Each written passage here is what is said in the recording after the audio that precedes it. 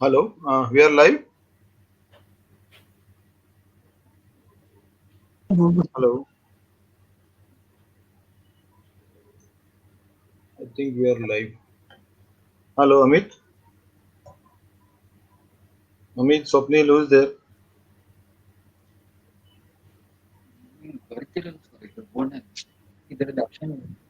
Hello.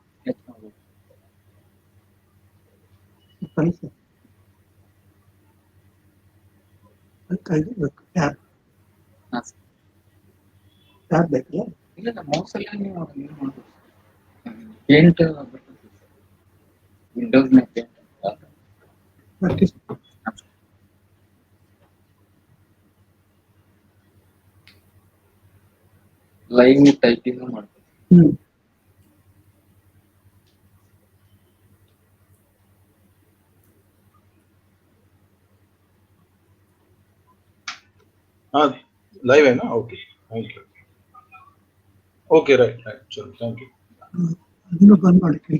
Yeah, we are live. We'll start.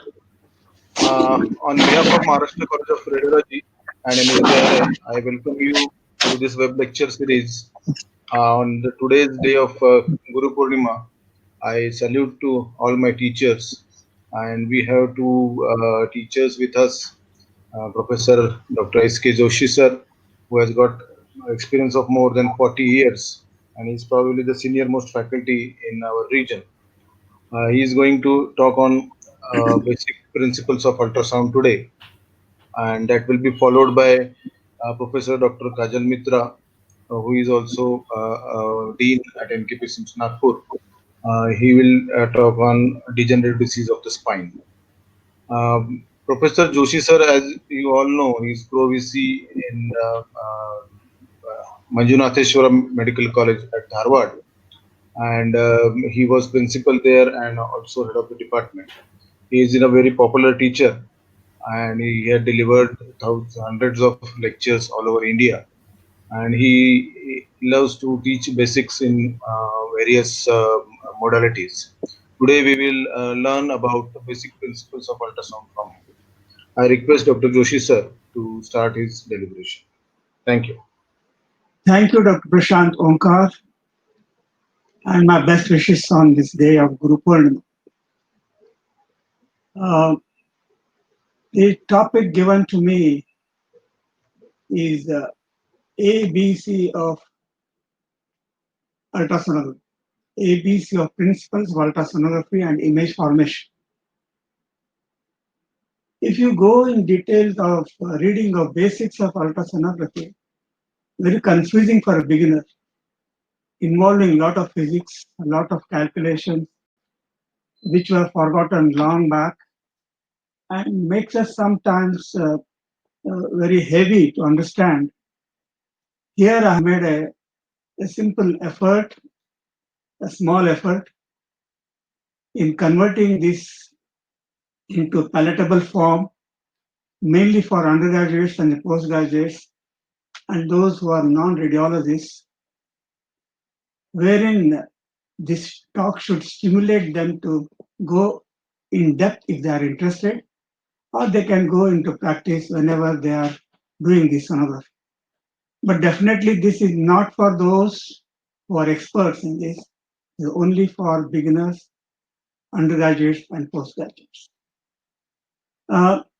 Sound becoming a matter, something unusual to hear. You know, sound is, especially we are using ultrasound, which we can't hear, which we can't perceive. But when it's converted into matter, at least some of its properties can be experienced. We're going to discuss the rest of it in the following way.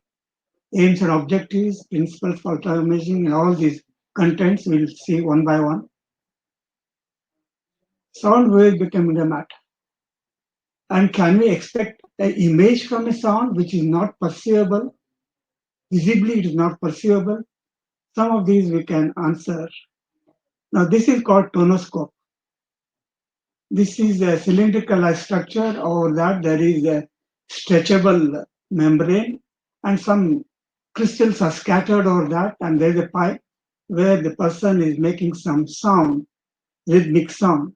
It produces some visible changes on these crystals with a definitive distribution, giving some design. These are some of the designs which are visible there. So sound can produce image, and similarly, there are varieties of tonoscopic images using various frequencies of the sound waves, and hence what we can conclude is sound also can produce image. Now coming to the today's topic, we'll go into the details. Ultimately, the aims and objectives of medical imaging is to know the details or to provide the detailed structural and functional information in the form of images of internal organs or systems as close to the reality as possible. During this process, remember that we should not harm the patient. That should be the aim of medical imaging. How to image the internal structures? I use the word into bracket spy. You know, the enemy countries will be sending spies into, say, our own parent, you can say, country, but we never come to know they are spies. They'll mingle with the people, they don't disturb anybody, but silently keep on collecting the data without making themselves obvious that they are spies. And they learn all the local language, they behave as if the local people, and keep on sending the information to their parent company, which cannot be read by anybody. But again, those who are specialized in that, decoding that, then they come to know some information. Similarly, if you want to collect the information of our internal structure, we have to send some spice into the body, and they are the energies. Making use of energies which can enter the body and interact with the tissues and provide the information of the internal organs or systems without any harmful effect. If that is the aim, which are all the energies which we can use? X-rays or photon energies, X-rays and gamma rays, using X-rays, all these are possible, conventional, contrast, CT, varieties of CTs, gamma ray, radioastro studies, and ultrasound, and the various displays of the ultrasound, magnetic and radio frequency energies in MRI. What is common in all these?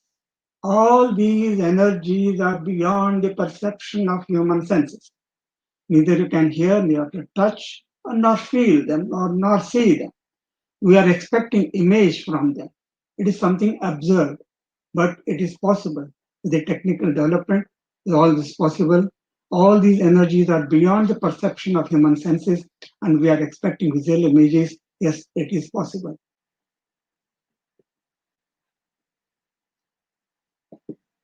What else we need to have to procure images?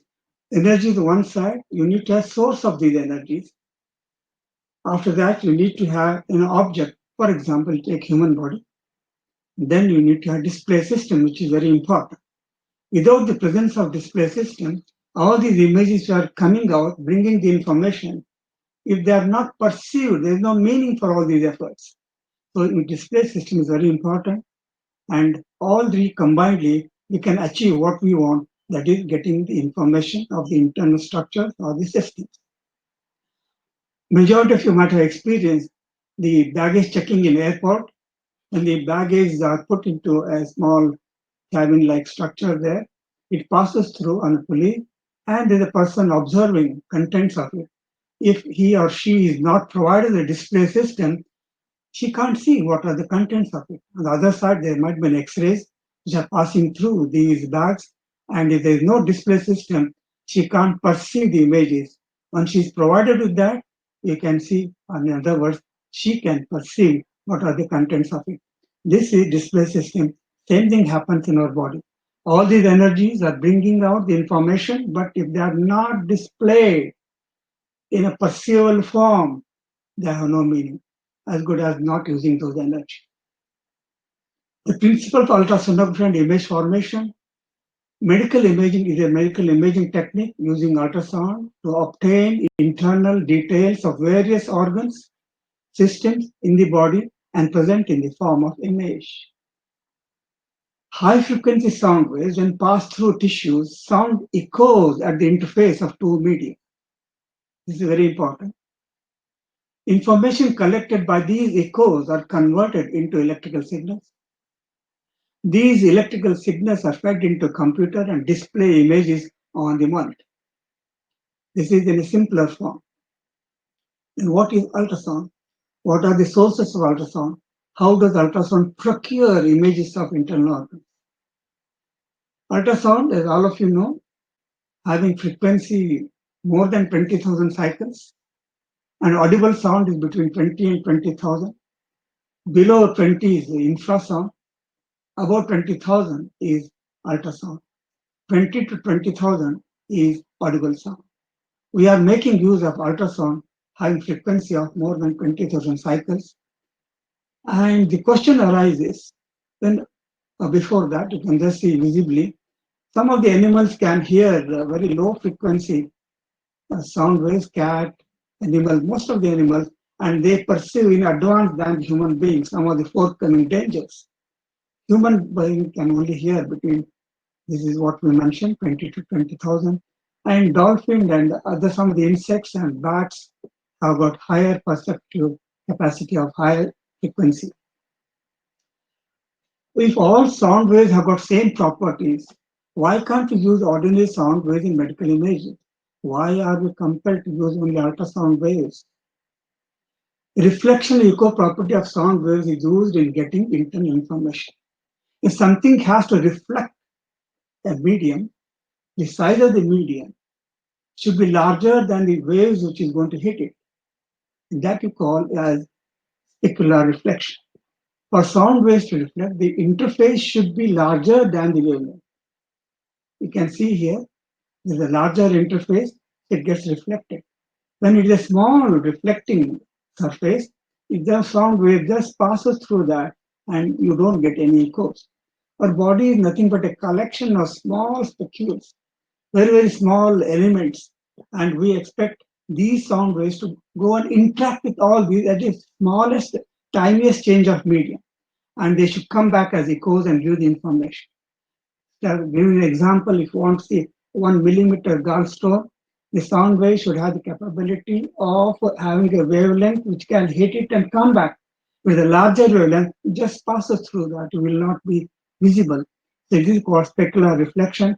So ultrasound having more than 20,000 cycles, we are using in megahertz actually, not kilohertz also.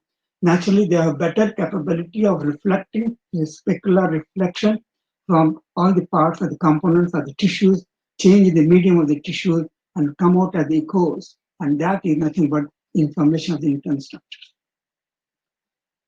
Property of sound waves, just hurriedly go through that. Sound waves need medium for their propagation. Without medium, it has no existence. During their transit, they get reflected, refracted, scattered, reverberated, and ultimately they get attenuated. Whole energy is lost on its way. Doppler effect is one of the properties of sound waves. Amongst all these, very important property for us is the reflection or the useful property of reflection and echo Doppler property. Reflection echo property, you can see this one medium and there's another medium, a third medium. When you pass sound waves into that, at the first interface, some of the sound waves will come back. Second interface, again sound echoes will come back. Third interface, echoes are there. The strength of these echoes which are coming out depends on the density difference of two medium. The density medium is very high, you get a strong echo, very strong echo. And if the density difference is very low, the echo is very weak. If there is no difference, you may not get any echoes at all. So our body is made up of a change of medium every millimeter or even less than that. Skin, subcutaneous fat, then deeper tissues. For example, if you go to the lower mid-axillary line, the liver, the capsule, then you can come to all the sinusoids and the biliary tract. So many, there's change of medium every millimeter and they get reflected back. And the reflected echoes represent the type of the tissue that makes us realize what is the what is present inside, what's going on, what the nature of the tissue. So this is how the information is brought out. Now, bone and air are two extreme densities. What happens there? Now, regarding the bone, take example, the umbrella which is reflecting all the sunlight away, and then there's a shadow. So this is the shadow effect. Similarly, when the sound waves face very dense subject like a gallstone, all the sound waves are reflected back, and there's a shadowing behind it. This we call acoustic shadowing. There's a gallstone large, there are multiple large gallstones. So this is acoustic shadowing. Similarly, this is the spinous process, reflection of the acoustic shadow and acoustic shadow of these adjacent structures, lamina. So this is how the acoustic shadowing occurs. In other words, when the density is dense,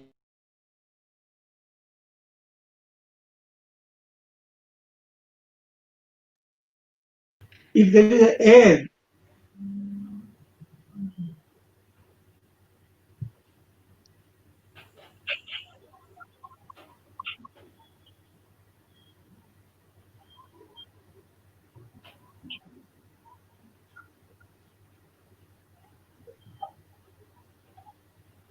and wavelength.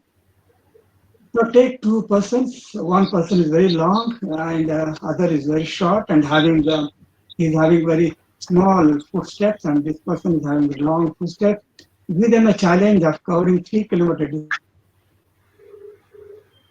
काय झालं रे?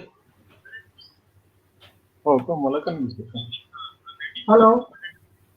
हे चालू आहे ना?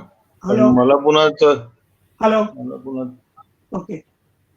So the timing is fixed, the distance is fixed, and the person with a long step, he keeps less number of steps to cover the distance.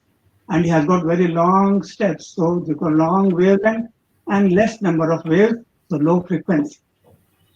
In other words, this person having very small steps will have high frequency and large number of steps. He has to keep the high frequency. So, Hello, sir. Sorry to interrupt. Yes. Sir, your screen is not visible, sir.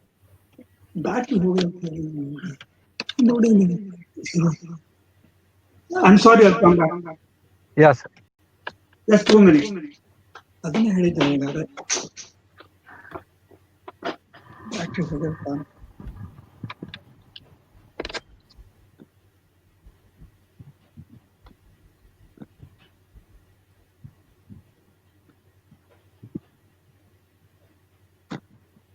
Connect ಮಾಡಿಯಾ?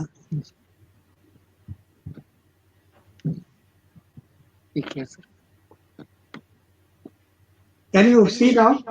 Yeah, I can see it, sir. Which slide or what?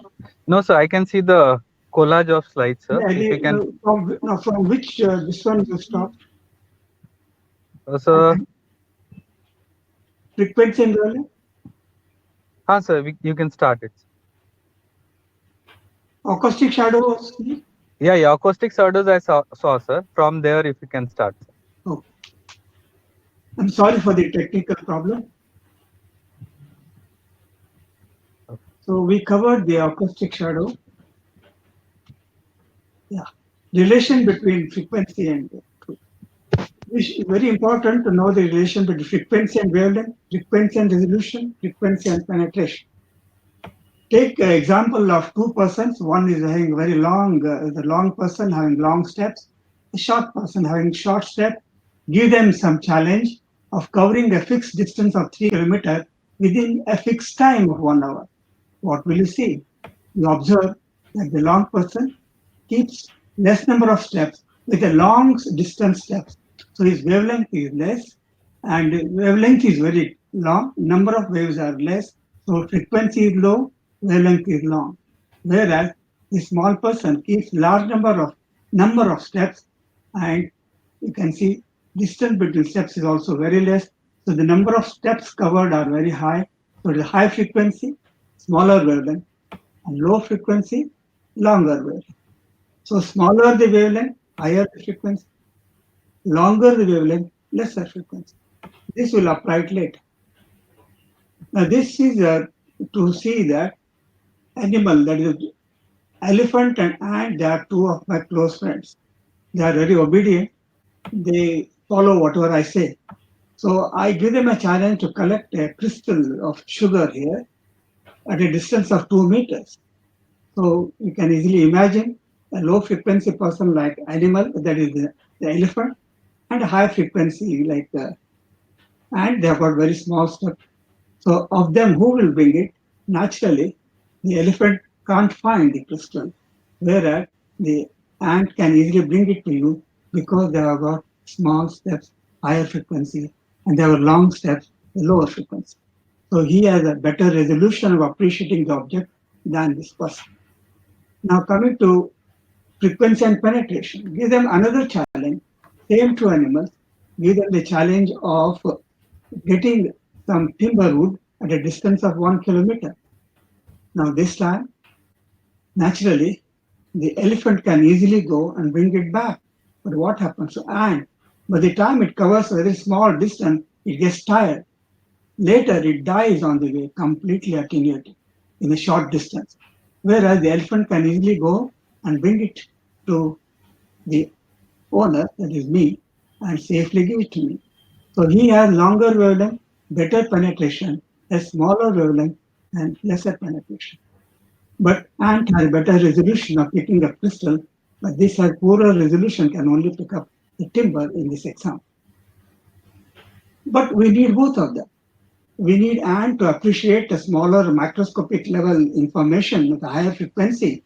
For example, 50 megahertz is used for ultrasound biomicroscopy of the eye, where you can separate, easily evaluate all the 6 layers of the cornea. And that is also required. And also, of course, all what you call HRUSG and elephant like this, longer wavelength is also required with more penetration to appreciate posterior placenta. So high frequency ultrasound, 5 to 18 megahertz, provide more details of superficial structures and not deep structures. You call HRUSG. Low frequency ultrasound, less than 5 megahertz, provide information of deeper structure with a lesser resolution.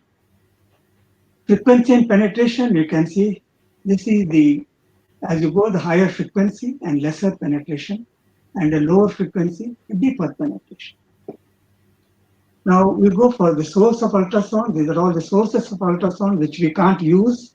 They are not under our control.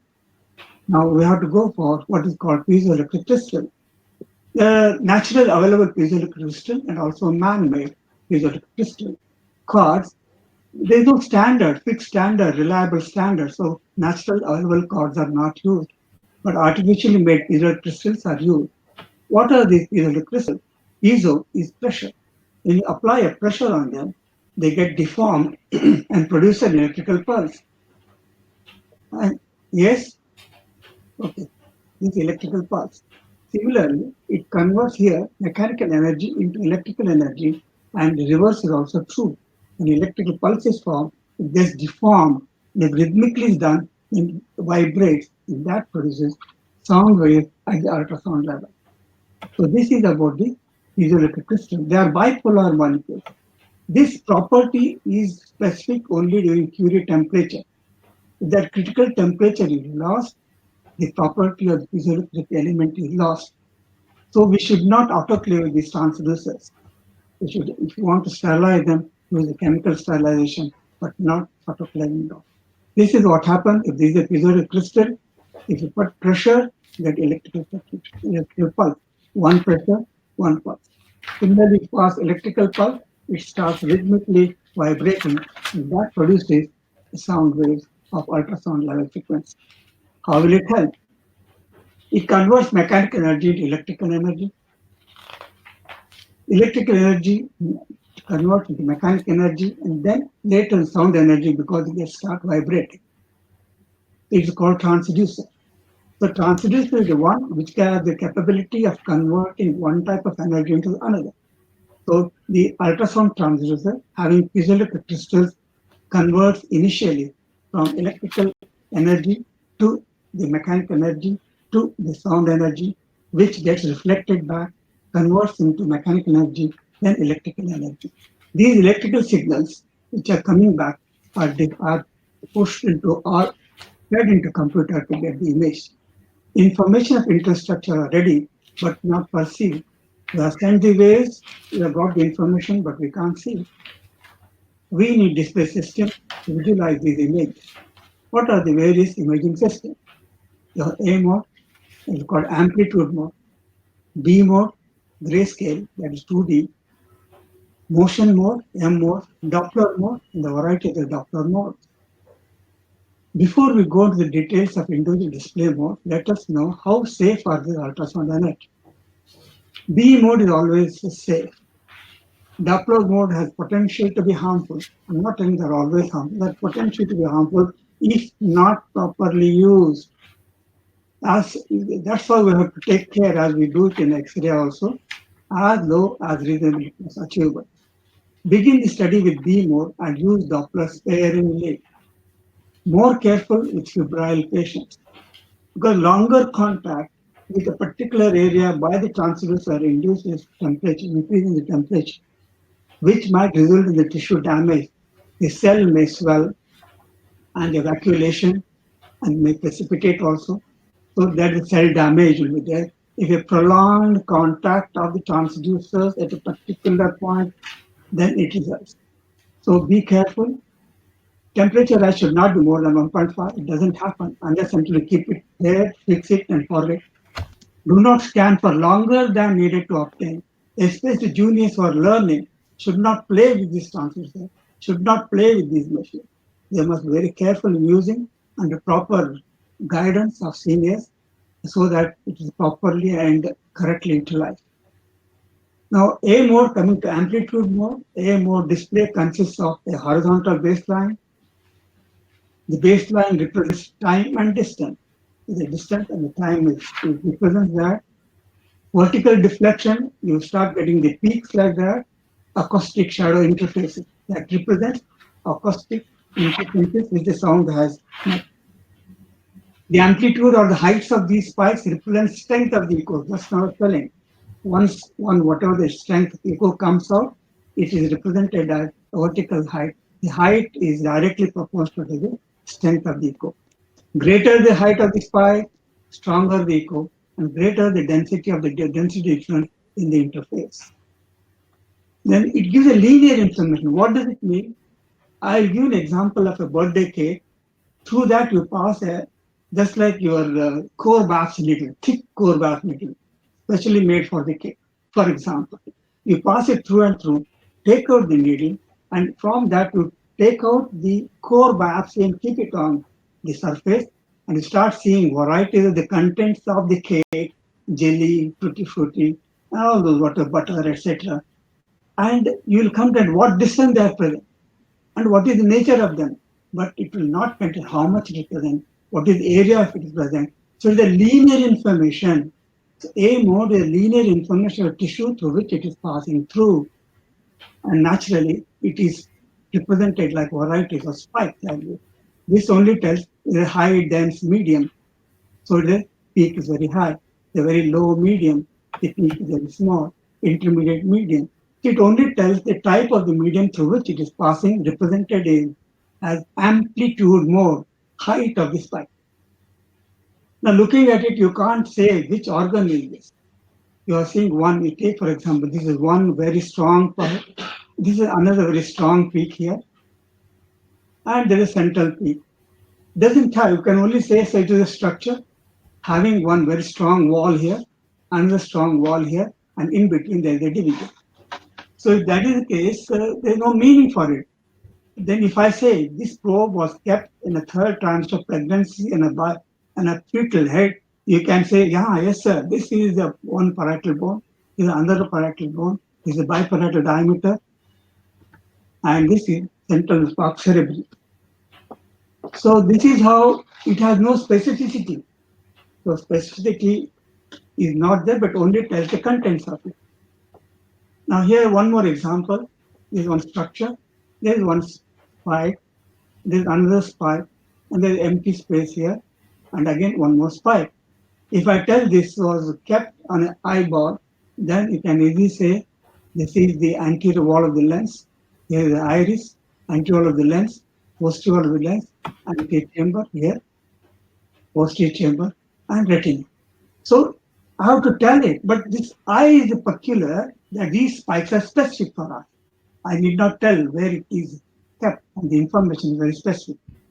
So this is how the various spikes at various media coming out and representing the structure of the eye. So reliably you can see and study the ophthalmic indication with A mode. You can measure the AP diameter of the eye mode. Accurately you can measure the AP diameter of the eyeball using A mode. A mode excellent for biometry, complementary to B scan, useful only in ophthalmic practice, good in differentiating cystic and solid without organ specificity. Drawbacks needs perfect technique, time consuming, no direct information of anatomical structure, not organ specific except for eye, and it is not that popular. So it is only applied presently in ophthalmic practice. Now we come to brightness mode or the B mode. B mode is the brightness mode. So in the brightness mode, yeah, I just looking at the time. The brightness mode is a two-dimensional ultrasound image display composed of bright dots representing the ultrasound echoes. Now this time, rather than sending the sound wave in a linear fashion, we send it in a fan beam. It has got a length and a breadth and also depth. It has got a length and a breadth and certain depth also it goes. So whatever the change of medium are occurring in a particular area, these spikes are coming out as an A mode. But if all these spikes are seen from top, they look like dots. If the spike is very tall, the corresponding dot is very bright. The spike is very shallow or a splat itself, that will be very dark. The spike's variability will have grayscales of these dots. So ultimately, B mode is a representation, the dot in the form of, that's like a brightness mode, the two-dimensional ultrasound image display composed of bright dots representing the ultrasound echoes. Thus, each dot is determined by the amplitude of the returned echo signal. That's what I was telling you. Stronger the echoes, brighter the dot. Brighter the dot, greater the density difference. So there we are talking spikes, here we are talking dots. And distributed in an area.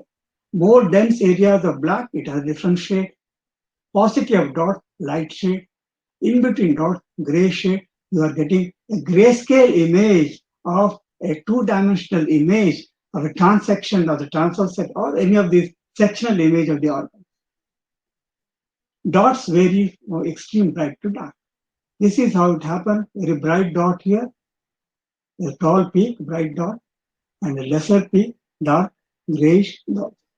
Now here comes again, see, very dot, bright one, and extreme dark and extreme white, rest all are grayscales in between. And here you send them in a fan beam fashion, you will get such dots in an area which you are looking into of an organ. All those will be looking at dots. So this is the dot printing done by me long back, almost it is 15 years old. See why the figure is seen because of the distribution of these dots and the shades of the dots.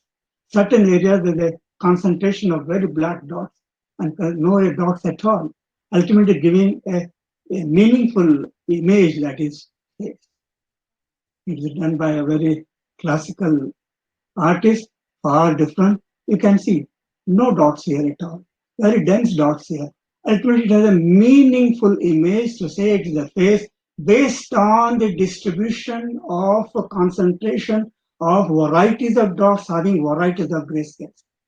Similarly, these dots will represent the tissue section having different densities. That's why you call it the B mode. You can see a section of an apple. You can see a section of a watermelon. They have got different texture inside. Now, in eye, if you see linear fashion, if you send, you get this image, A mode image.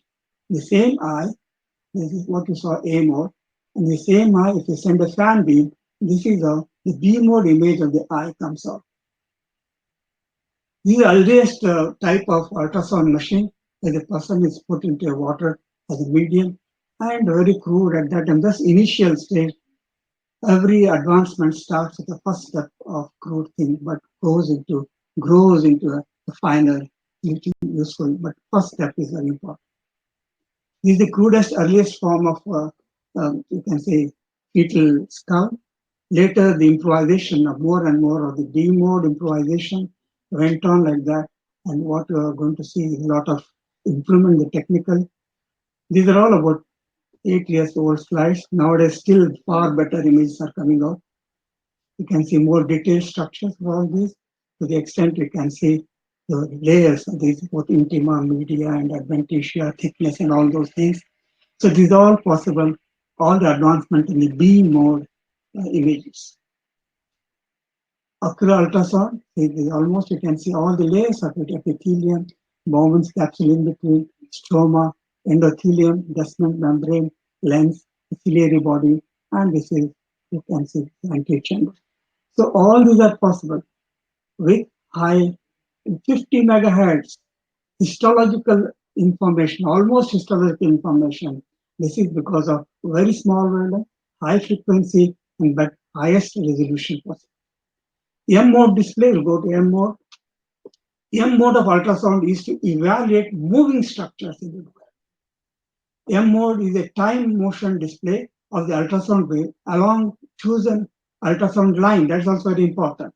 You might see deflection. Deflection is seen on a selected plane, selected line on.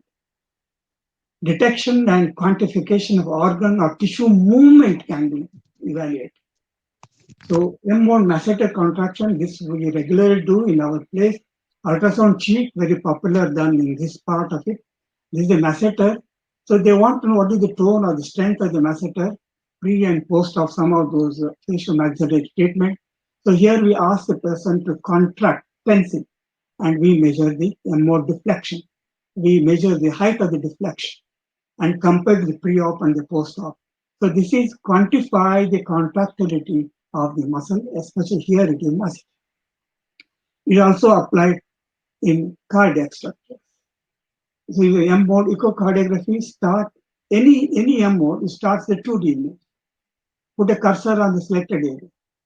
Apply M mode to show how the structure intersected by that line move toward or away from the probe over time. And here you can see the mitral wall, and if it is very dense, also you can say qualified, the calcified one. But you can measurement is also possible, movements are also possible, which can be seen. There's another one, this is a ventricle here, and there's a wall of this left ventricle wall. Now we go to Doppler, Christian Doppler. Doppler effect, he's the person who introduced Doppler effect. All of us, it is easy to explain Doppler effect verbally rather than go on showing so many other things. All of us have experienced Doppler effect.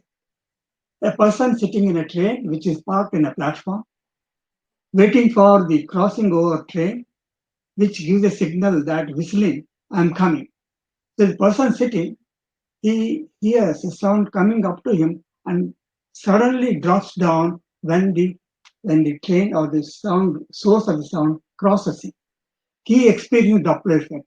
Sudden change in the frequency of the sound at the interface of two, that is, one is the receiver, other is source. If they interchange, any of them are one moving, other should be static. At that interface, there is a Doppler effect. Reverse may occur. That is, the train is parked and another train is moving, and the parked train is being whistled. Person sitting in the moving train experiences Doppler. As the sound wave are approaching the person, there is high increase in the pitch. As it leaves, sudden drop in the pitch because the train speed will drive away the pitch also, the sound waves also. While impacting, train speed adds to the sound wave and then high pitch result. This is in simple word Doppler effect. The Christian Doppler, he lived only 49 years, Austrian scientist. This is all what he studied. He was known for his effect. He is born here. And he studied in Prague. Doppler principle, I already explained it. Reading this confuses you more, I think so. But I will complete reading it. When the high frequency sound beam meets a moving structure, reflected sound returns at a different frequency, sudden change in frequency. Frequency increases, the moving object is towards the source of the sound. Frequency decreases if the moving object is away from the source of the sound. Now here the person has parked his vehicle and they are friends. He identifies, recognizes him. He puts a horn. See, I am coming here, crossing over here. And he recognizes, just waves. But this person experiences Doppler effect. Source of the sound is moving, receiver is static. Now here, same person, his horn is stuck. It continues making noise. His friend is crossing. Here, the source of the sound is fixed and the receiver is moving. The person sitting in the moving car experiences a Doppler effect. Source of the sound is static, receiver is moving, Doppler effect is received. That is, in this car, he experiences. This is applied in the body. In the body, the highways are the vessels. The vehicles are the blood corpuscles. Most of them are orbits, a large number. And the static horn is the transducer, where the stuck horn of the car making continuously. And these components experience the Doppler effect. They keep on sending the electrical pulses. So sitting in the car or sitting in the train, you come to know this side is the train is coming, closing your eyes also. And you can also say, what a train speed. The pitch tells him the speed, and they also coming towards him also tells the direction. So Doppler effect tells speed of the moving structure and also the direction of it. And this is applied in the blood vessels where Doppler effect is studied. Source of the sound is static and receiver of the sound is moving. Doppler mode, blood flow study using Doppler effect property of sound waves. It helps in detection of presence of blood flow direction, blood flow velocity, qualification, and quantification of flow. And I say qualification, there are a turbulent flow or a laminar flow or a pulse style flow, and quantification of. What influence does Doppler provide? Flow velocity, I already covered it, flow direction, flow quality, and flow quantification. Pulse wave Doppler, short pulses of ultrasound are sent and echoes are received in between two pulses. Gating is possible to facilitate signal analysis from the small area at a specified depth. You select a grayscale on grayscale particular vessel. In that, you detect some area where you want to know the velocity. Then you apply their gating. That is, that selection is possible. Depth selection and area selection, gating, and also the width of the gate. That is possible here. Sample volume can be controlled. Pulse wave Doppler has major drawback. It cannot correctly depict higher velocity, that is more than 1.5 meters. And this to understand, we should go into the details of addressing aliasing, all those. So this talk is not meant for it, it's only for beginners. It's just a stimulation. If you want to know, you can read that. So here, these are all the advantages of pulse wave Doppler. Now, color Doppler.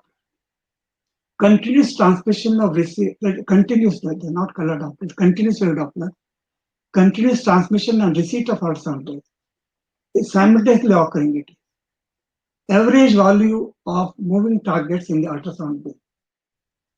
What does it mean? Suppose ultrasound beam I have left it a particular area, wherever it's covering, whatever the vessel, the overall blood flow and average velocity is given now, or average information is given, not the depth selection, not the targeted area.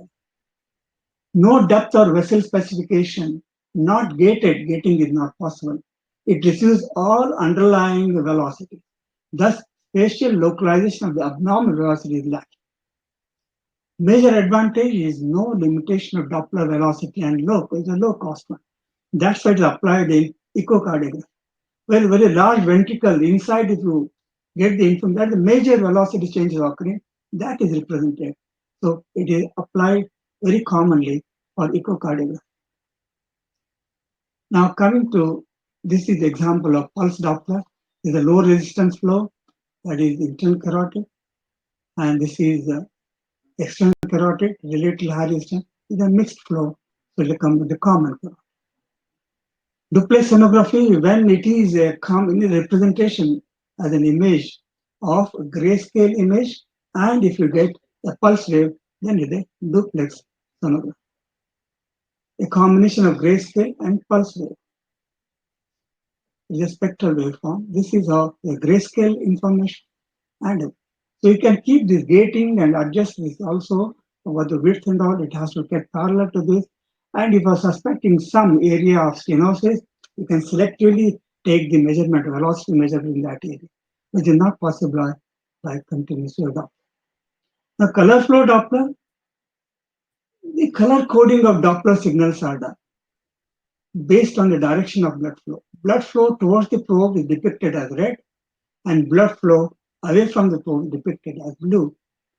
This is red, and you can say this is interjugular vein and common carotid artery also. So this is how we can see both of them, and that is depending on the direction. So invariably artery and veins are side by side, invariably. So in one it is blue, the other is red. So this can be changed actually, but knowing the anatomy, you should apply whatever that is in the artery, that is towards the probe is red, away from the probe is blue. Triplex sonography is a combination of grayscale, color flow, and a spectral waveform. This is how you can get spectral waveform is there, initial grayscale will come, then you can apply color, the color code.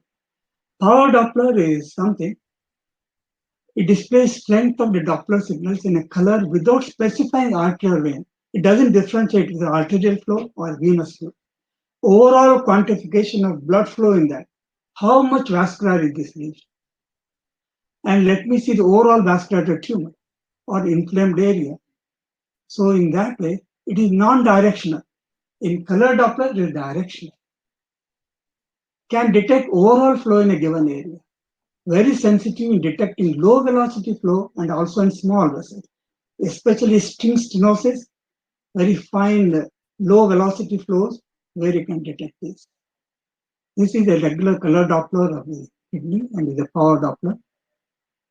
This is the power Doppler of thyroid adenoma, overall flow in that region. And there is a very tight stenosis, better appreciated by you can say power Doppler. There are some artifacts here. But this is what you say string stenosis. Benefits of color Doppler: better assessment of vascular patterns, better assessment of plaques. Sometimes a very hypoechoic plaques, the grayscale shows it as a patent lumen.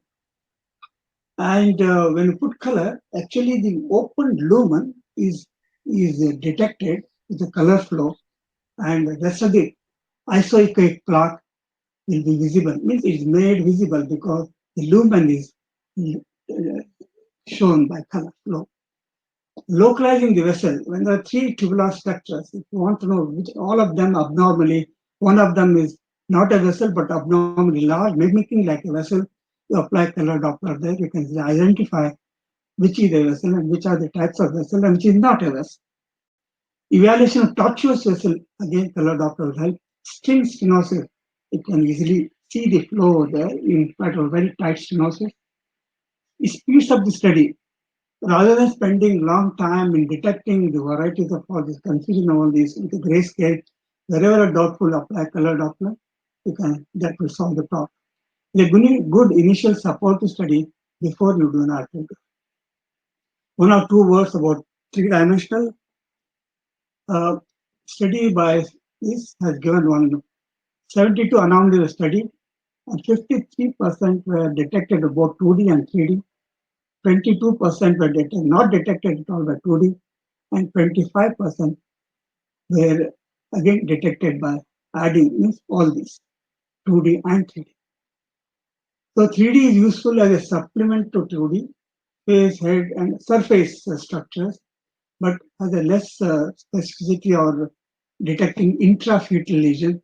But recent advancement, I don't know, I'm not applying. This is 3D images.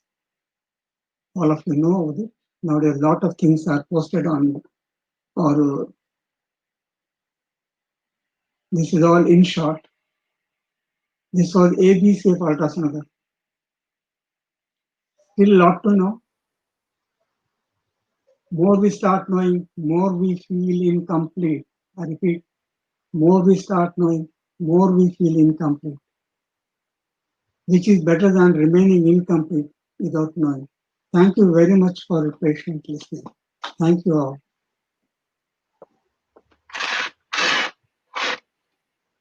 I'm sorry for initial technical problem.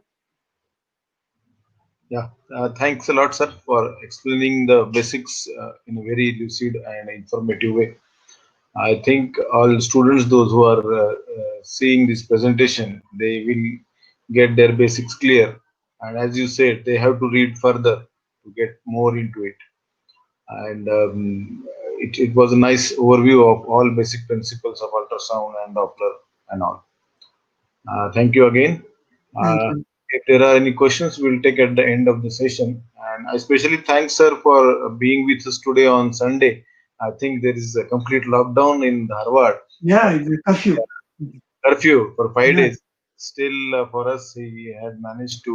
I think he talks from the media room in the university. yeah. Yeah, it's not from his house. So thanks a lot, sir. For, you've taken a lot of pains for. I'll be happy if there are any questions to answer now only, because still 5-10 minutes are there. If there Okay, are no questions, I may have to. I'll just check, sir, once if there are any questions.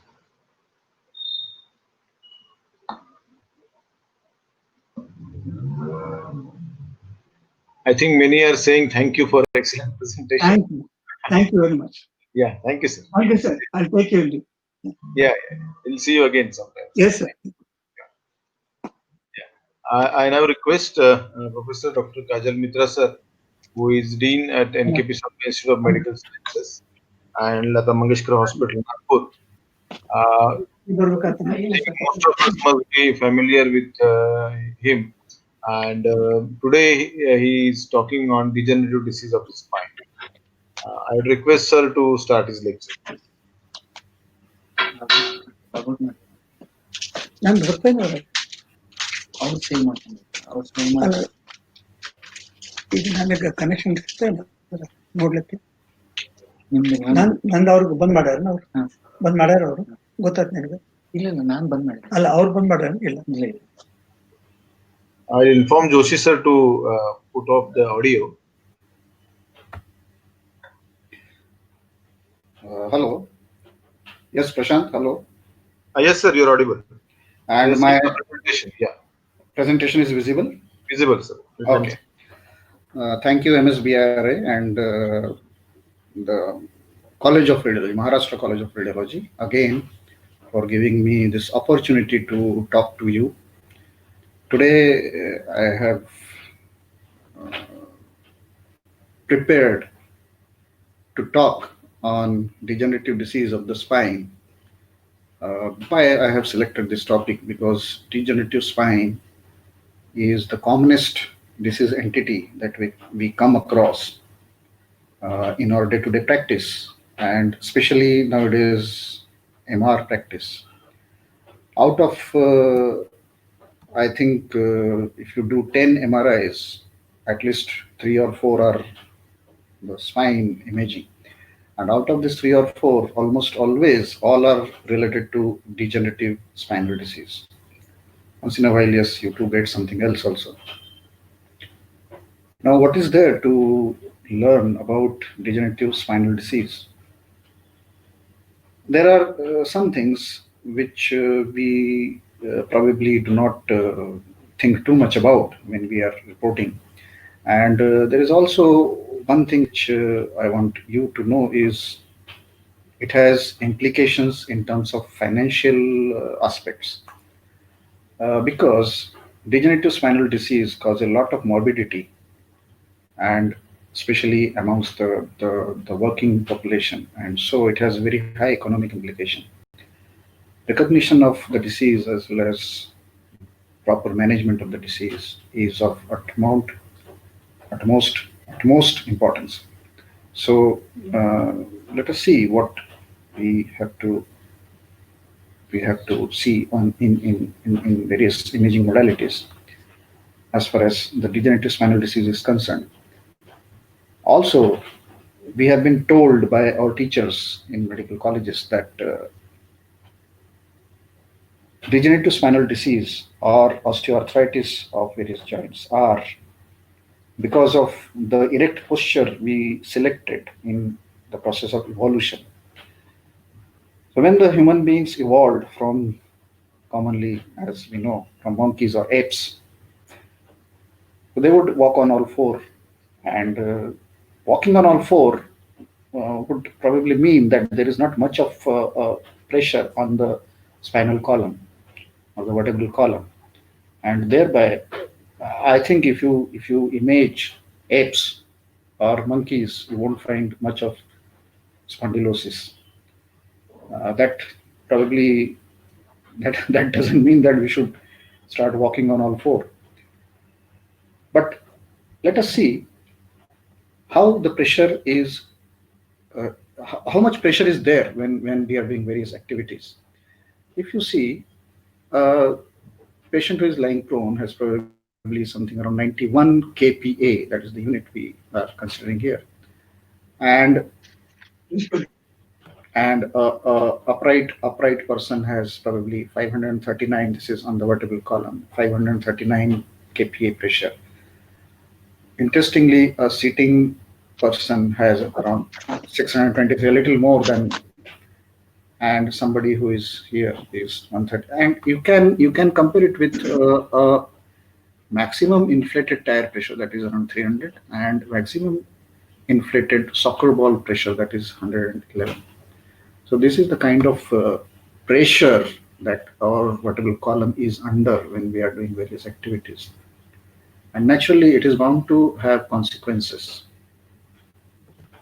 Now, what are these consequences? If we see, there are different types of joints or different types of parts and joints and entheses in the vertebral column.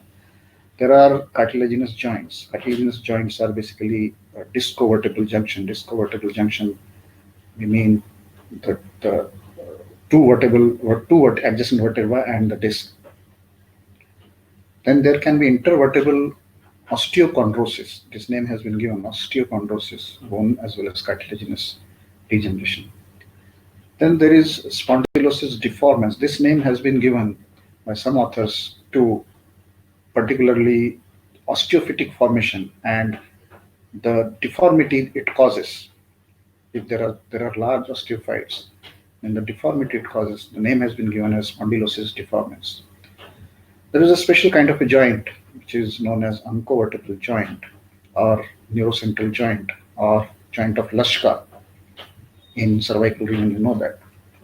So that joint also undergoes arthrosis or degeneration. And there are synovial joints in the vertebral column. Epiphyseal joint osteoarthritis can take place, as well as costovertebral joint. This has also been included in spinal degeneration. So costovertebral joint, there are two types of costovertebral joints. We'll talk about that later. Then there are some fibrous joints and enthesis. Enthesis is basically the attachment of ligaments and tendons to the bone. And that attachment is basically enthesis. And if there is any degenerative process going on there, that is known as enthesopathy. So certain things are included in that. That is dish, ossification of PLL, and degeneration of the ligamentum flavum and other ligaments. Ligaments are important from the point of view of clinical picture. These are posterior longitudinal ligament and ligamentum flavum because they surround the central canal of the vertebrae. Looking at this schematic diagram from anterior to posterior, there is anterior longitudinal ligament anteriorly, which is closely connected to the vertebral body and not to the disc. It is free from disc as compared to the PLL, which is also attached to the posterior margin of the disc or the annulus fibrosus. So this is the difference between ALL and PLL. And then there is annulus fibrosus. This is a tough fibrous kind of material which surrounds the nucleus pulposus. Nucleus pulposus is a pulpy kind of material which is in the centrum. However, it's not in the centrum. We think it is in the centrum, but it is little to the posterior of the disc. So little to the posterior, not exactly at the center. Then there are end plates. Now this is upper end plate, which has a bony margin here. Upper end plate has a bony margin here and a cartilaginous plate here. So this is cartilaginous plate in the centrum and bony part of the end plate at the periphery. There is a ring apophysis in the vertebra which ossifies differently. So this ring apophysis demonstrates here in this way. It is the bony part of the end plate. So upper and lower bony parts, upper and lower end plates, and the cartilaginous part. So therefore, osteochondrosis. The name is osteochondrosis. These are the typical changes which occur in the disc when there is a degeneration. Now, what happens here is there is annulus fibrosus, there is nucleus pulposus. There's cartilage here, bone here. Now, the disc undergoes dehydration. That is what we say commonly. The disc undergoes dehydration with age. As the age advances, the water goes out of the disc. Is it that simple? It may not be that simple.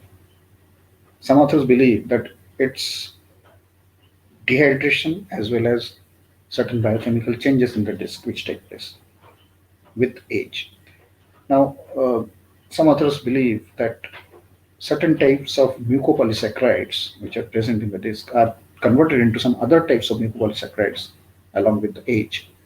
And that is what gives rise to what we classically call as disc dehydration or disc desiccation. So along with the disc dehydration or desiccation, the fissures are formed in the nucleus. As you can see here, this is a normal disc. Consider this as normal disc, and there are fissures here which are formed in the nucleus, not in the annulus at first. And you can see the reduction in the disc height as compared to the normal one, and little irregularity in this margin. But still, the cartilaginous part and the bony parts, they are okay. Coming to a more advanced case, and that is more fissures formed in the nucleus pulposus, the fissures extending into the annulus fibrosus, and annulus fibrosus fissures can be of different types. There can be horizontal fissure, there can be vertical fissure, there can be rim fissure also, and you can see the changes in the cartilaginous part now. The cartilaginous part is eroded, become thinner, and also as this process takes place, there are changes in the adjacent bone.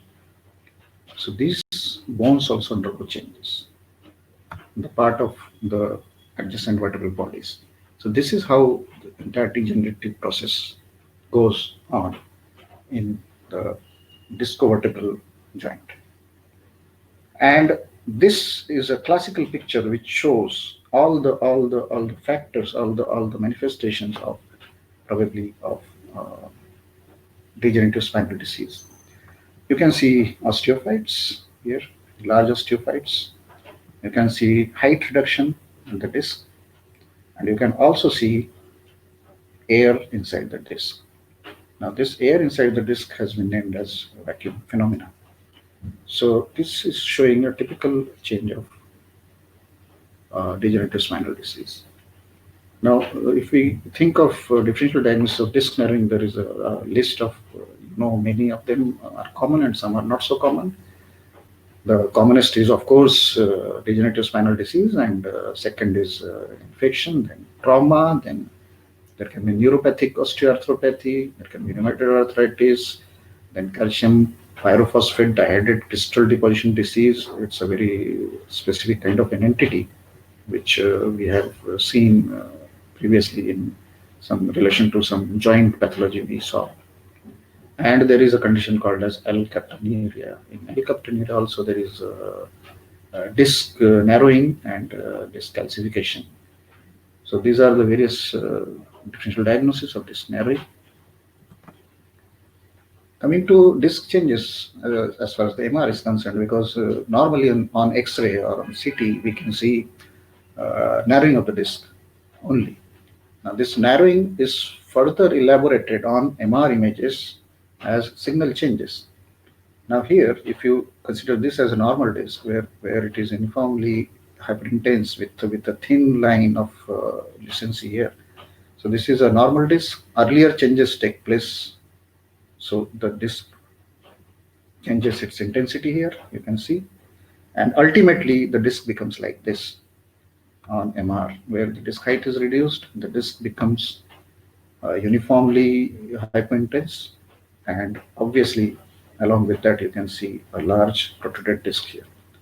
So these are the changes in MR, which are very specific changes. Coming to vacuum phenomena, as I was talking about, vacuum phenomena can occur in the intervertebral disc region. Vacuum phenomena can occur in the facial joint region. This is the facial joint, which is located posteriorly in the posterior limits of the vertebral body, and this is vacuum phenomenon.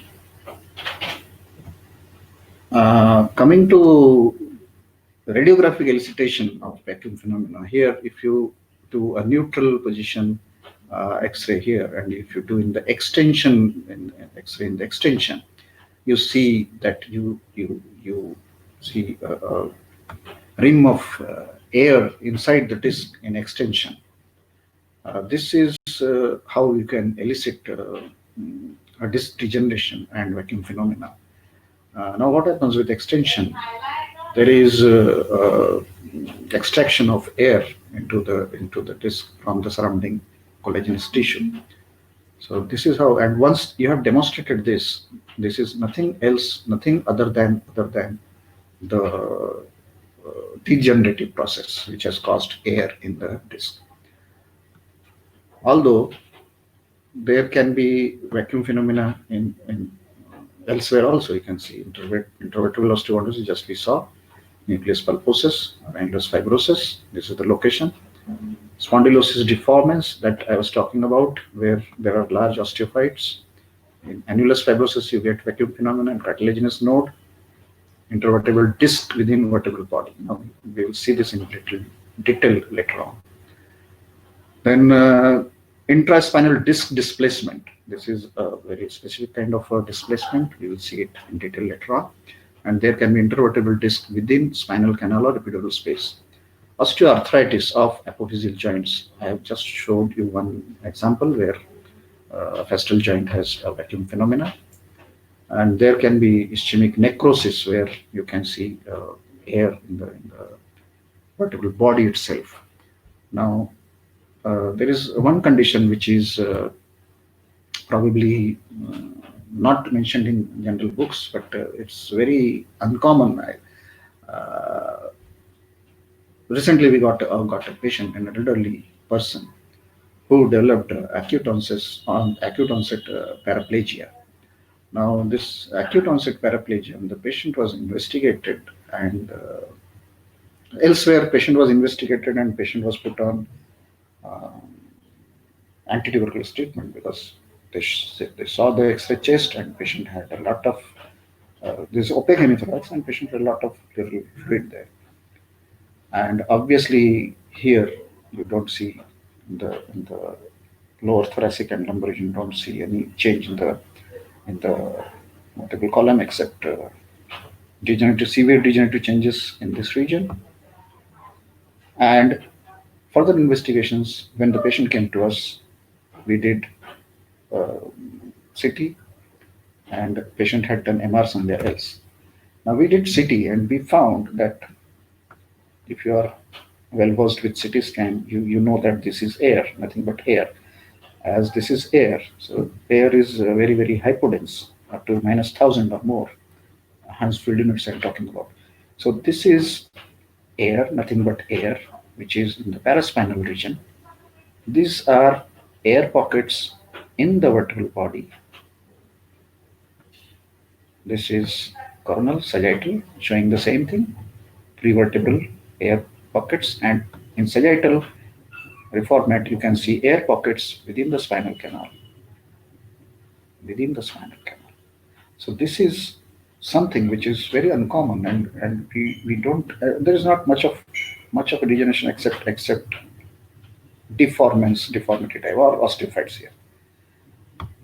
This is I think you can say they are reduced, not reduced, probably not reduced much. So this is the picture on CT scan. This is axial cut. The same things are shown. Large pleural fluid, air pockets in the pleural fluid, as well as perivertebral region here, and in the vertebral body, and also in the spinal canal. Did MR, and MR you see involvement of consecutive 3 vertebrae bodies. Here 3 vertebral bodies are involved, thoracic, and the same things are seen here, except that you see a large anterior spinal canal soft tissue, which is compressing the cord here posteriorly, and this is the cause of the patient developing acute onset paraplegia. Now, what is this? Oh, what is this? So we thought of an infection, spondylolisthesis or spondylitis or osteomyelitis with a gas-producing organism, or emphysematous osteomyelitis. Emphysematous osteomyelitis of vertebral column is absolutely rare condition. You may not have heard of it. I have not seen a case before this. So this is a case of emphysematous spondylitis, emphysematous osteomyelitis of the vertebral column. Extremely rare condition, let me tell you. How rare you find out. So coming to a very well-known thing, that is modic changes. Modic suggested how the vertebral body, the bone of the vertebra, they show changes on MR with severity, different severity. So earliest is type 1, where you have in T1 vectored image, you have hypo-intense in the adjacent parts of the vertebral bodies, and little hyper on T2 vectored image. This is type 1. Type 2, both are hyper, a little less hyper than the type 1, but still hyper in T2, and definitely hyper on T1. In type 3, both become hypo. So this is also hypo, T1 and T2 also hypo. So these are 3 types of modic changes according to the severity, which we see, and we routinely also we mention this in our reporting. And this is what X-ray will look like typically. A lot of sclerosis and disc degeneration with vacuum phenomena. Now coming to a basic understanding of how the degenerative spinal disease, I have named it DSD, so degenerative spinal disease, differs from other entities. For example, ankylosing spondylitis. Sometimes we come across case of ankylosing spondylitis where we have typical bamboo spine, you see. So bamboo spine is formed how? Here, the ossification takes place of the annulus fibrosus also. That is the difference. Annulus fibrosus is ossified. This is the starting thing, and this is the end point.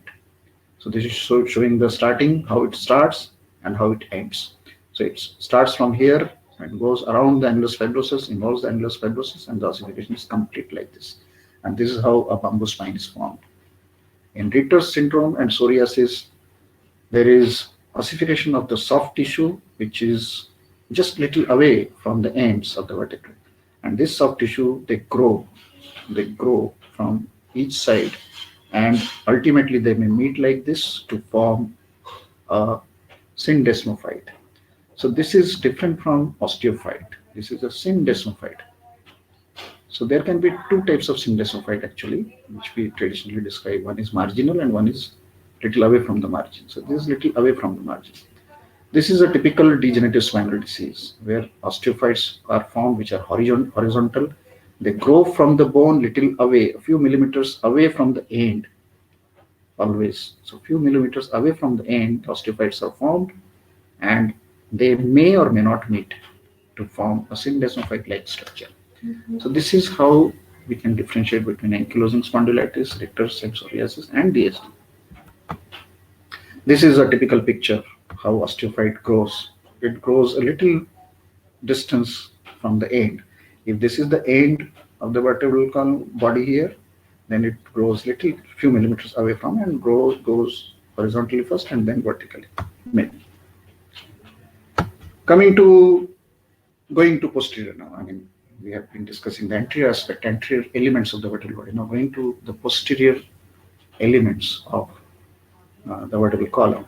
Now here on plain X-ray, you see a lot of sclerosis here, and the joint is not seen at all. The festoral joint is not seen here, which should be seen normally. And there is a lot of sclerosis here. A transverse cut, this is a cadaveric cut. Transverse sections at that level, at this level, the level of the arrow, shows a lot of degenerative changes, irregularity, enlargement, narrowing of the joint space, and all these things are there. You can see this is a very severe kind of, a very obvious kind of a degenerated festoral joint. Obviously, this has nothing to do with the root here. So root is going freely away from that. So there won't be any radiculopathy in this case. As I was talking about uncovertebral joint is there in the cervical region. So below C2, it is seen, and obviously C1, C2 doesn't have uncovertebral joint. And this joint is seen typically in AP view in this location, in the lateral aspect and posterior superior. So lateral, posterior, superior. You see the uncovertebral joint. This is one uncovertebral, and obviously it's showing some sclerosis here. Narrowing of the here you can see the normal uncovertebral joint, and here these joints are definitely degenerated. And this joint degeneration can cause foraminal narrowing. Here you can see this is a normal foramen, and this is squeezed in foramen, so impinged upon foramen. This is clinically very significant uncovertebral joint of Lashka. You must look at this when you are doing your imaging, either X-ray or MR or CT, whatever. We were talking about costovertebral joint. Even costovertebral joint undergoes degeneration, which we normally ignore. But if you look carefully, in some cases we can see the osteoarthritis of costovertebral joint. As you know, there are two joints formed between rib and the vertebrae. One is costovertebral here, and another is costotransverse here. So there are two joints. So mainly this joint, costovertebral joint, undergoes degeneration, and here you can see sclerosis, some kind of ossification, and some anti-osteophyte here, and the similar thing you see here, and at a different section. This is, I was talking about costotransverse joint, costovertebral joint, costotransverse joint. You can see degenerative changes here. Occipito-atlantal joint. These are joints I'm talking about, which we don't normally consider. We normally ignore. So occipito-atlantal joint can also undergo degeneration, osteoarthritis. Here you can see this is, if you take this as normal, this is definitely abnormal. You see narrowing, you see irregularity, and you see sclerosis. So all the features of joint degeneration. It's a peculiar condition that is seen is Bastrop's disease, known as Bastrop's disease, also known as kissing spine syndrome. Now, what is this? The age of presentation is around 70 or more, and there is no gender predilection. The symptoms are very typical: back pain with midline distribution that worsens during extension. So, if you elicit that sign, if the patient says that I have pain in the midline, in the back, and it worsens when he or she extends. So that's a diagnostic point. And also, pain is relieved during flexion. If you ask the patient to flex, the pain is relieved. Also, it is exaggerated when you press over it in the midline. And this is a kissing spine syndrome and or Bastard's disease. What happens in this is illustrates nicely if you have is a normal spine where the spinous processes are not much in contact with each other. But here, if you have contact of spinous processes, they are closely placed together, and then there can be a kind of inflammatory process going on there, and there can be a kind of degenerative process which goes on there. So that is known as a kissing spine, and pain is there. Patient have a lot of pain. Now this is a picture, classical picture. This is a classical picture which we may sometimes ignore. Obviously, rather than I should say ignore, the eyes cannot see what the mind is. I mean, everyone knows that. So if we know this entity, then we will be looking for this entity. Otherwise, we may miss this entity. It's very gross here. You can see the large spinous processes, almost squarish spinous process. This is common in lumbar region, let me tell you. So almost squarish spinous processes. This is the hallmark of this disease, almost squarish. So if the patient has this kind of a spinous process, and over a period of years together, patient may have degeneration in that region and can have pain and symptoms. So this is a clinically significant entity. Now let me talk about this terminologies for junior residents who are young, first year junior residents. I think in Maharashtra, junior residents are just joining in, or some have joined. And those who have joined and are listening to this, or even those JR2s who have missed this, I may tell them that these are 4 terms which I found that residents commonly use it interchangeably and not exactly what they mean.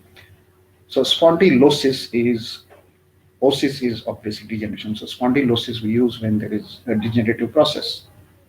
Spondylitis, when we use spondylitis, we mean it is an inflammatory process. Inflammatory process can be infective or non-infective both. Infective can be tuberculosis, pyogenic, brucellosis, emphysematous, anything. So spondylitis can be used for non-infective process also, like ankylosing spondylitis. Then third is spondylolysis. Spondylolysis is a term we use when there is a break in the pars interarticularis. Where is pars interarticularis? It is in between superior articular process and the inferior articular process of the vertebra, posterior elements. So superior articular process, inferior articular process. And in between is pars interarticularis. The name itself suggests that. So spondylolysis is break in pars interarticularis. Remember this. Now, spondylolysis, how to demonstrate on plain X-ray. Sometimes you ask this question. Normally, they may not be seen on classical AP or lateral. So what you do, you take oblique views of the spine. This is one case where you take oblique views of the spine. We are talking about lumbar spine, obviously. So you take oblique views and you find break in the Scotty Terrier dog's neck. Now there is which is very popular, Scotty Terrier dog. When you take oblique view of the spine, you find various elements of the vertebrae. They make a dog-like picture. A dog's ears, dog's snout, eyes, neck, and the body. So if you find break in the dog's neck, then that is spondylolysis in oblique view. Spondylolisthesis we use when there is displacement of one vertebra over another. So spondylolisthesis. It can be a classical listhesis where the upper column goes anteriorly, or it can be a retrolisthesis where the upper column goes posteriorly. So there are 2 types of listhesis. So remember these words and remember when to use what. Coming to complications of degenerative spinal disease, as I was talking about, there can be spondylolisthesis without spondylolysis. In degenerative process, at times you will find that there is a little spondylolisthesis, grade 1 spondylolisthesis, and you try to look for spondylolysis, but you don't find any. So there can be spondylolisthesis without spondylolysis. Now here you can see this column has gone posteriorly. This has gone anteriorly. So there is a definite listhesis here.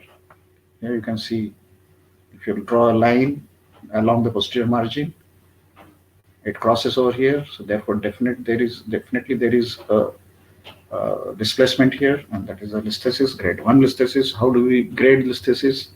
We divide the vertebral end plate into 4, 1, 2, 3, and 4. So if it is restricted within the first part, it is grade 1, up to second part, grade 2, third, grade 3, and beyond that is grade 4. So this is how we grade. So grade 1 listhesis can be commonly seen in spondylosis or degenerative spinal disease, which should not be mistaken for spondylolysis and listhesis, although you may try to find lysis. Now this is how it takes place, as I was talking about.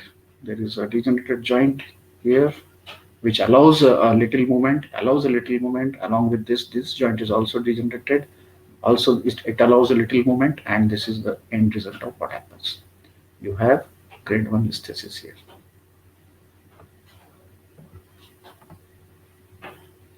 Now sometimes in the degenerative spondylolisthesis, you may elicit that by taking a picture in extension and flexion. So you take lateral X-ray in extension, lateral X-ray in flexion. In flexion, you see there is grade 1 listhesis here. In extension, in the same case, there is no listhesis.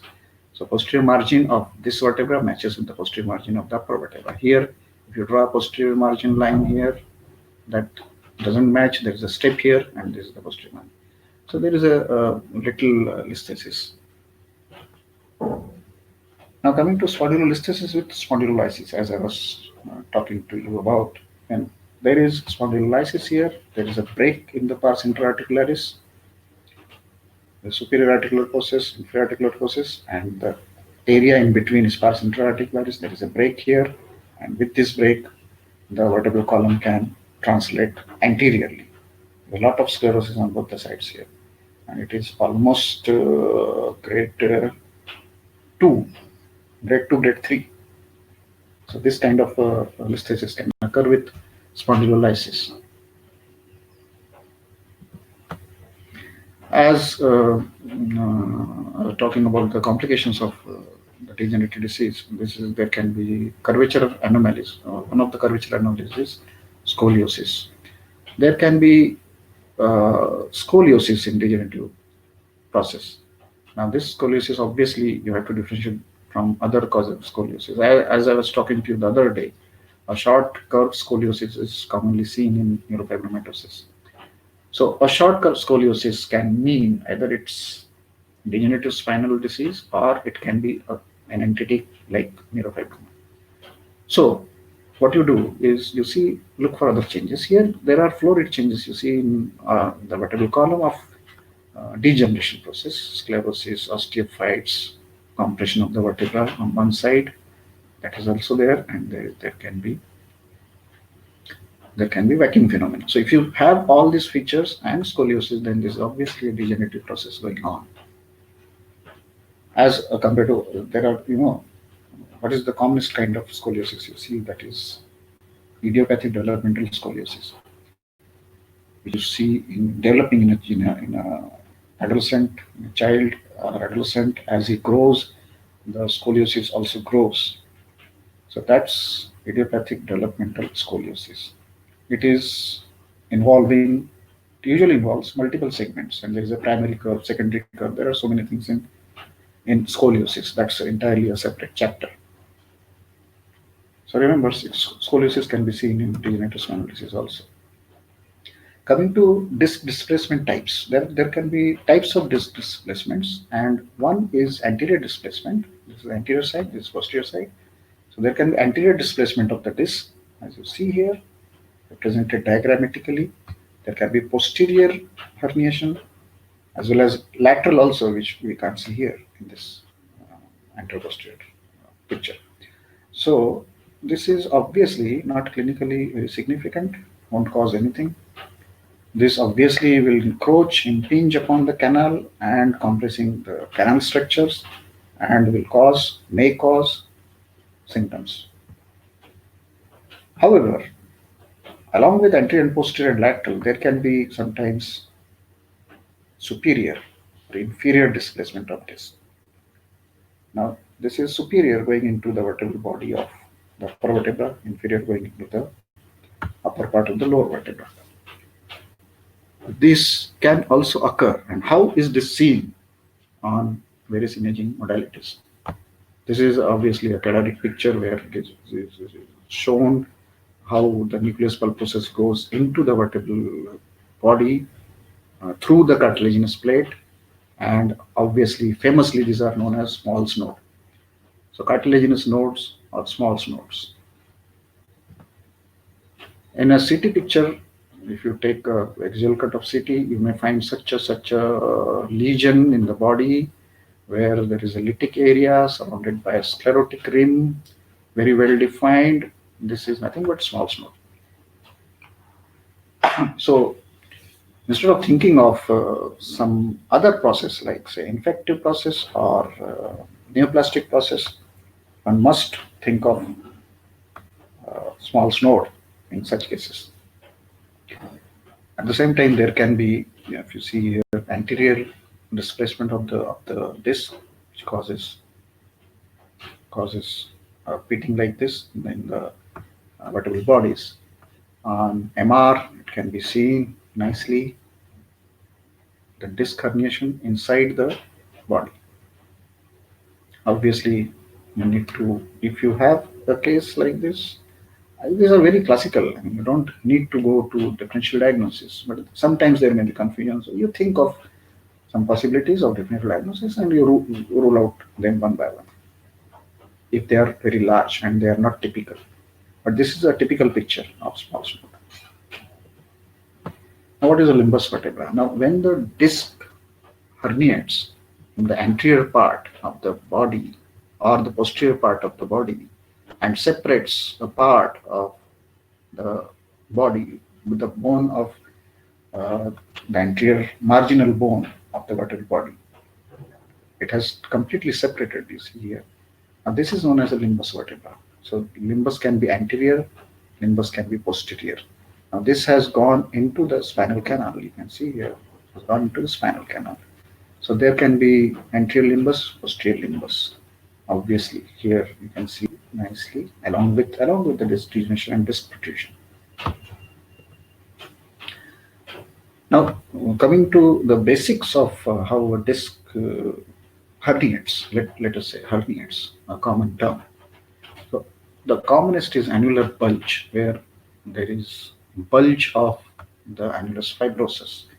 Now, annular bulge can be of various types. This can be a uniform bulge posteriorly like this. This dark line shows posterior longitudinal ligament, and this is the annulus fibrosus, nucleus pulposus. So if there is a uniform bulge, it will be like this. If there is this kind of a bulge in parts, this will be like this. And obviously, the posterior longitudinal ligament is seen here. What happens? This is all kind of annular bulge. Now, what happens in protrusion, extrusion, and secretion? These are three terms which we use normally when we talk of disc disease. Protrusion is when there are fissures in the annulus we talked about earlier. So there are fissures in the nucleus as well as annulus. So through these fissures, the nucleus herniates, but it is still contained within the annulus fibrosus. So this is protrusion, and it may bulge into the canal from the point from where it has come out, and that can be anywhere. We will see that a little later. So this is protrusion. Here it has come little out of the annulus and also is pushing the PLL, but not breaching the PLL. So this is extrusion of, this is protrusion. This is protrusion of the disc. This is protrusion. This is protrusion. The difference is this is contained within the annulus. This is not contained within the annulus. And when it breaches the PLL and goes in, it is basically sequestration and extrusion and sequestration. So this is extrusion of disc. This is also extrusion of disc, and this is sequestration. Now sequestration, the sequestered fragment can lie at the site itself, or it can migrate anywhere. It can migrate superiorly or it can migrate inferiorly. And when it does so, it may mimic a kind of space occupying lesion. So we have to be very careful and we have to differentiate sequestered disc from a space occupying lesion.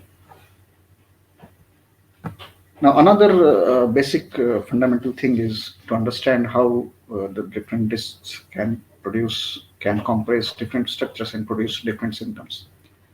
Here, if the disc protrusion is central or paracentral, this is spinal cord, cauda equina, this is the exiting nerve root, this is just exiting out of the foramen, so this is exiting nerve root, and these are the traversing nerve roots. So the next traversing nerve root, next nerve root comes laterally, and then it comes out of the lower intervertebral foramen. So this is traversing nerve root. So this kind of a disc protrusion, herniation, or whatever will cause compression of the traversing nerve root and not exiting nerve root. So this is very important to understand. While if it is a little lateral, if the disc is lateral or far off, then it may compress or it will compress the exiting nerve root, So this is compressing the exiting nerve root. So symptoms will be likewise. The radiculopathy will be likewise. So remember, this is very important. As a complication, there can be cyst in the synovial joint. As you know, degenerative cysts are there. They can form and they can compress the canal structures, the theca, the cord, or whatever is there. So synovial cyst can be seen at times. Coming to segmental sclerosis or whatever, as we are talking of sclerosis. So what are the differential diagnoses of segmental sclerosis of vertebral body? Let us see, and how do we differentiate between them? This is a classical, what you call as a sandwich vertebra, where seen as a sandwich. There's a sclerosis at the end of the two ends of the vertebra, and this is again normal. This is normal. This is normal. This is classically, this picture is seen in osteopetrosis, classical osteopetrosis picture. While here you see the end plates and the adjacent part of the vertebra is sclerosed. Middle part is a little normal, and then again the end of the vertebra is again sclerosed. So this is a typical Rugger-Jersey spine of renal osteodystrophy. So renal osteodystrophy, osteopetrosis, a completely dense vertebra. The entire vertebra is dense. Now that entire vertebra, dense vertebra, has been called as ivory vertebra. There can be differential diagnosis of ivory vertebra. Single ivory vertebra, there can be differential diagnosis. Multiple ivory, also there can be differential diagnosis. They can be commonly seen in multiple metastasis, which sclerotic types of metastasis. You know, there are certain organs in the body which give rise to sclerotic metastasis. Prostate is a very common organ. There can be breast, there can be colon, there can be stomach. So these are the organs which give rise to sclerotic kind of metastasis. So one is metastasis. Another is lymphoma. If you have an ivory vertebra, you can think of lymphoma. Lymphomatous involvement of the skeleton can give rise to an ivory vertebra. Coming to this picture, this is a very, very classical picture of picture frame vertebra, called as commonly known as picture frame. And this is very typical of Paget's disease. Paget's. Now, Paget's is a very peculiar kind of a skeletal disorder, which probably we have not discussed anywhere. And discussing Paget's isolated manner is probably not feasible and possible. So let us discuss about Paget's a little here. Paget's disease is obviously etiology is not known, but then the patient comes with enlargement of head with, as in Western literature, they say that patient complains of change in hat size. So change in hat size is the typical complaint. Now they wear hat, but I tell you my experience of Paget's disease. When I was in GMC, a patient came, and the patient was from a village, and he would put on the Gandhi topi. And he typically said कि sir ये टोपी मेरे को छोटी पड़ती है, मुझे बड़ी टोपी लग रही है. Typically he said that, and I remember that. And when you do X-ray, you find those fluffy cotton wool kind of sclerotic picture all over the skull, and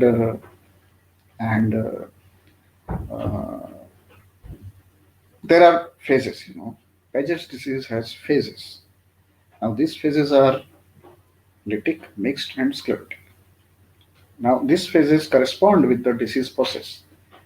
What happens in Paget's?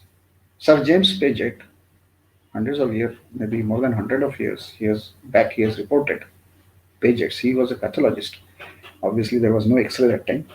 So he described on histopathology, he described this disease process as, I'm quoting him, he described this disease process as, it appears as if the entire bone has been removed,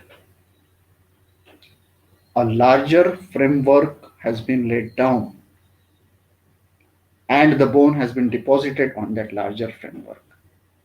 These are his words, quote unquote. These are his words. Remember, it appears as if the entire bone has been removed, a larger framework has been laid down, and then the bone deposited on that larger framework. We do not have a better description, pathological description of Paget's disease even today than what Sir James Paget had described. So this corresponds with the type of changes we see on X-ray or in any imaging modality. So what happens is, first is the lytic stage when the bone is removed. The second stage is a larger framework is put on, so the bone enlarges, and then the bone is deposited on that larger framework. So lytic, mixed in between, when some bone will be let down and some bone will be removed, and the final is sclerotic stage. So bone enlarges. Typically, there is enlargement of the bone, and in vertebra, obviously, this has been described like a picture from vertebra. So this is about Paget's disease, which can be either monostotic or polyostotic, obviously. Compared to the spinal degeneration process here, you can see again the typical changes: osteophytes, disc narrowing, and sclerotic changes. So this is how probably few of the sclerotic vertebral disorders I have portrayed here, and how to differentiate between this. Coming to disc calcification as a complication of disc degeneration, the commonest is degenerative process, where 6% of the routine abdominal radiographs in adults will have disc calcification. It can be post-operative, it can be traumatic. Achronosis is a condition where you have a degeneration of the disc along with calcification of the disc, and it looks very typical. You can diagnose achronosis on spinal X-ray. Then ankylosing spondylitis is one, pseudogout is one, hemochromatosis, hyperhidrosis D, these are the different. And there can be rarer conditions like transient intervertebral disc calcification. In children, typically, in the cervical spine it occurs and it goes away, just like that. So remember, there can be transient intervertebral disc calcification.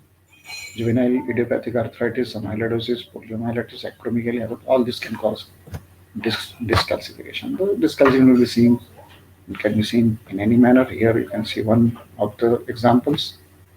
Here, this is a disc calcification of a child. Where you see the anterior part of the disc is calcified, as well as there is soft tissue here. This is one of those kinds of transient disc calcification of a child. This obviously here it's very nicely seen disc calcification here, and here you can see at multiple levels. You can see the disc is almost totally gone, totally obliterated, and there is calcification. This is a very typical picture of achronosis. If you see such a picture, diagnose achronosis and find out his urine and other things. That will be okay. Coming to another entity as a complication of degenerative process is canal stenosis. Canal stenosis is an entity which is a very broad term, I believe. Canal stenosis can be bony canal stenosis or soft tissue canal stenosis. These are the two types we always talk about. So bony canal stenosis is something which I'm interested in. Soft tissue, soft tissue canal stenosis can be caused by disc herniation, disc protrusion, disc sequestration, ligamentum flavum hypertrophy, festoral joint hypertrophy. All these things can cause osteophytes. This can cause the soft tissue or acquired canal stenosis. Now I'm talking of congenital or bony canal stenosis. How do we measure canal? Is this anterior-posterior diameter? This is the interpedicular diameter, interpedicular distance. So this is sagittal diameter, interpedicular distance. Interpedicular distance is between two pedicles, obviously, and this is the sagittal diameter. Here you can see a uniform narrowing of the canal. One thing which I must tell you is, if there is a bony canal stenosis, then even a smaller degree of disc protrusion, just protrusion which can be seen normally in adults, or even normal ligamentum flavum or little enlarged ligamentum flavum, which will not cause any symptom in a normal person. This will cause gross symptoms in a patient with bony canal stenosis. Obviously, because the bony canal is narrow, even if there is a little encroachment, it will cause symptoms. So this is one of those examples. You can see the bony canal itself is narrow. So little protrusion here, little ligamentum flavum here, and look at the canal, available canal that you see. Such a small canal. Similarly here, obviously, as I was talking about, soft tissue canal stenosis, the foraminal narrowing. So this is another type of canal stenosis. Now, coming to measurements, there are all Western literature, but then obviously we have to go along with them. And also there are Indian literatures available. The lumbar canal, we say normally it's 15 mm sagittal and 20 mm is the interpedicular. But 12 mm can be taken as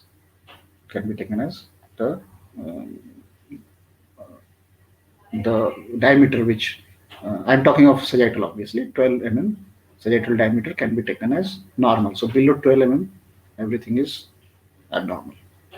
In CT, in the same lumbar region, I'm talking of lumbar region first because this is the commonest thing. So in CT, 11.5 mm may be normal up to 11.5 mm, that is sagittal, and up to 16 mm interpedicular can be normal. Or better still is if you measure the area.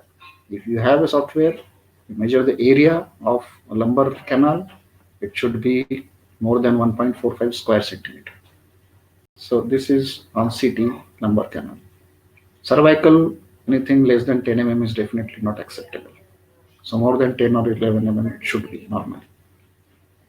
However, as there is variation in various parts, so what they have suggested is a ratio of anteroposterior canal diameter to anteroposterior diameter of the vertebral body, which should be around 1 normally. But anything more than 0.8 is taken as normal, less than 0.8 is abnormal. The ratio of AP canal diameter to AP diameter of the vertebral body. Now this is how stenosis takes place. This is a normal canal. Here the posterior elements, posterior bony parts are growing. So this will cause such a kind of shape of the canal. A severe severe stenosis will have this kind of a shape of the canal. This has been likened to fleur-de-lis. So fleur-de-lis is this. This is an icon which is widely recognized as fleur-de-lis. So this is known as fleur-de-lis, whatever canal or spinal canal. Way back in 1990, let me tell you, when we had the first whole body CT scanner was installed in Nagpur, that is in GMC, in 1990. And I started working on CT scan in 1990. And within a few years, we found my elder brother, let me tell you, my elder brother is an orthopedic surgeon who is at present dean of GMC. So he is an orthopedic surgeon. So we together, we found that there are changes. There are changes in the thoracic spinal column degenerative changes, which is little less recognized entity, less recognized entity, but it is more and more being recognized. So we studied 28 cases of thoracic degeneration, and we reported that in the journal of International Society of Paraplegia. That journal was earlier known as Paraplegia only. Now it is known as Spinal Cord. So the journal Spinal Cord, where it was published in 1996. We did 28 cases and reported this. Probably this is one of the first reporting of thoracic degenerative disease in the literature. Thank you very much for your patient hearing.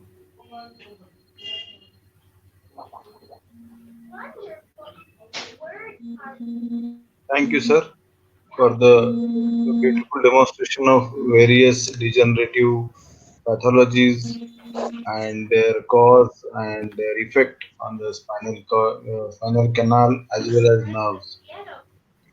If there are some questions, we will take them.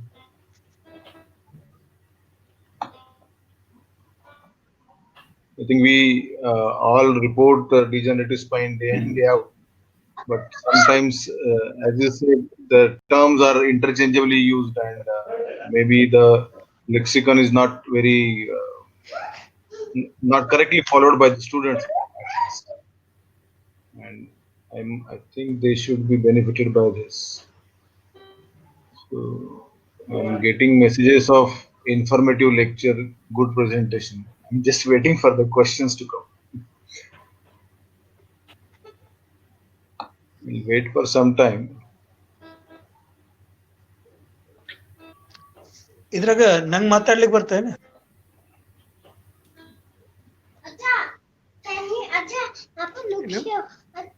Can I talk here? Some mic is on. Hello. Hello. I think Dr. Joshi sir is there. Hello. Hello. Sir, you wanted to talk? No. Any questions if there are? I might be. There was one question actually. I'll just check in. They wanted to know how to improve the Doppler images. There was a question. That is it is a technical one, and on-hand experience only it can be conveyed. Right. And then they will understand it. So Yeah. one who knows Doppler very well, under him they must sit and learn those steps to improve the Doppler.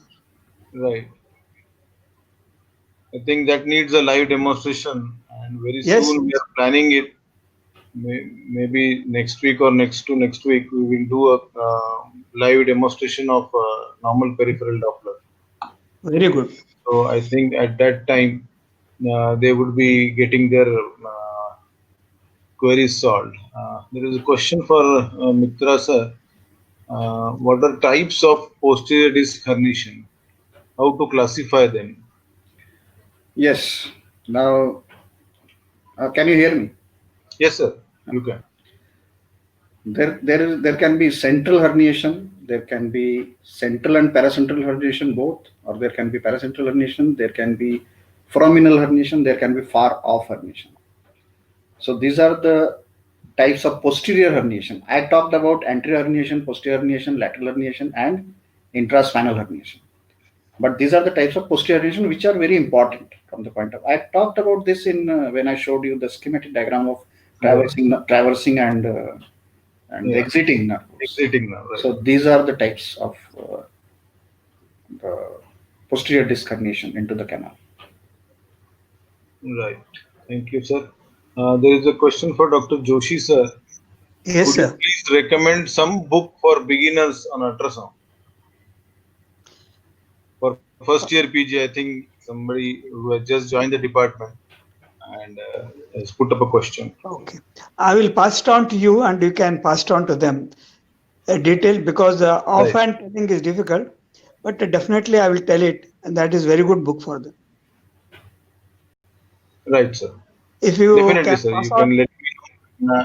Yeah, sure. I will pass on the message. yeah. Right. Uh,